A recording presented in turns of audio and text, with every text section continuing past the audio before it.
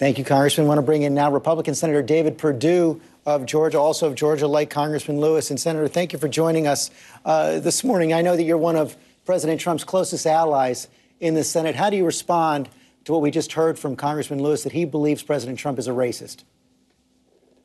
Well, of course, I think that's ridiculous. I grew up in the South. I fully understand what that means. But the congressman and I just disagree on a couple of things. First, I'm from Georgia. I've been in those schools he's talking about, and he's exactly right that regardless of race, religion, anything, those schools, those kids are doing great together. The problem is when you get to the Washington politicians, the career politicians who want to pander to their base. What we have going on here right now is a gross misrepresentation. This all started with a total misrepresentation of a meeting that happened last Thursday. And people forget that just 2 days earlier, this president, in an open meeting with media in there for almost an hour, George, debated this with both sides, Democrats, Republicans, House members, and the Senate. And what we forget is that 72% of Americans want us to solve this problem. We want to solve the DACA problem. We want to have border security with a wall. We want to end chain migration and end this archaic diversity lottery. That's the scope that we all agreed to on Tuesday. Then in Thursday, we had a meeting, and coming out of that meeting, we had a gross misrepresentation of what happened in that meeting. But it's not the first time we've had a gross misrepresentation by that individual. Let's get into that. George. No, let me finish, George. Well, I want to know what the gross misrepresentation was.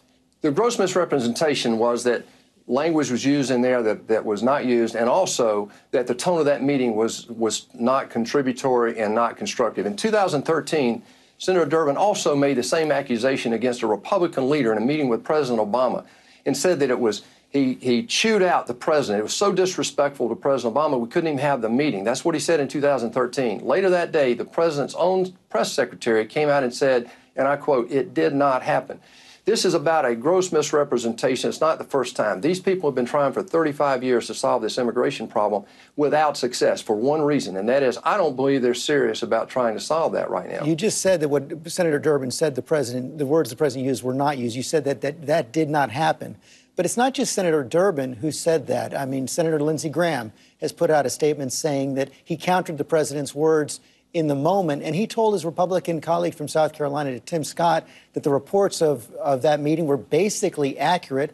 Those comments had been confirmed by multiple sources. But you're saying it didn't happen? Multiple sources. There were 6 of us in the room. I haven't heard any of those 6 sources other than Senator Durbin talk about what was said. Look, well, this Senator was a private Graham told Senator Scott that the reports were basically accurate. Well, you don't have to deal with him. But basically is an operative word. The trouble here is that Senator Durbin came and brought a proposal. And let's put this in perspective. But I want to get to the proposal. But you're saying flat out, definitively, the president did not say those words. I'm saying that this is a gross misrepresentation. It's not the first time Senator Durbin has done it, and it is not productive to solving the problem. So what did the president say? Most people in America, George, want us to solve the DACA situation. Republicans and Democrats want to solve the DACA situation. But we also want to make sure that we're not back here in 5 years doing the same thing again. What we have to do is secure our borders, George. This is a serious issue. It's not just an immigration issue. It's a national security issue. The president wants a wall, and we're not talking about 2,000 miles here. We're talking about 600 miles or so. We're not talking about anything that's unreasonable or that the Democrats haven't already voted for in the past. The second thing is third thing, we've got to end chain migration. And this is where 72% of our population agrees. We need to limit it to the worker, the spouse, and the immediate family. 72%, George, almost 60% believe that we should move to a merit-based immigration system similar to what the commission did when you were in the White House in the 90s.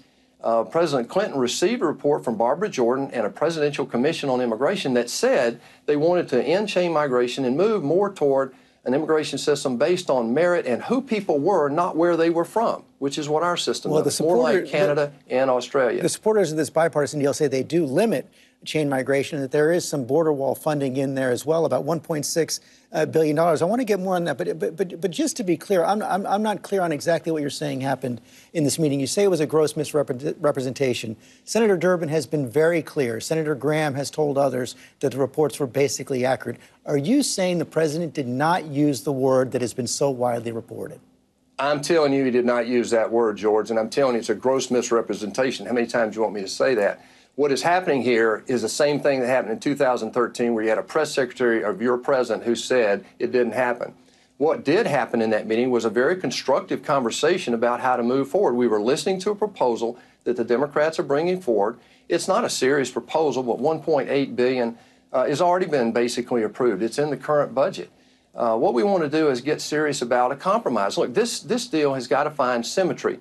And so far, the potential is there. We can solve the DACA. We may even be able to solve some of the dreamer numbers that Senator Durbin wants to talk about. But we have to talk about ending chain migration and securing our borders, George. It's no more complicated than that. You're sounding more optimistic than the president this morning. He just put out that tweet saying DACA is probably dead. Well, unless the Democrats get serious about negotiating, I mean, what we have to do is find common ground. But both parties, and Americans want this, both parties want to solve the DACA issue. And again, I keep coming back to these statistics.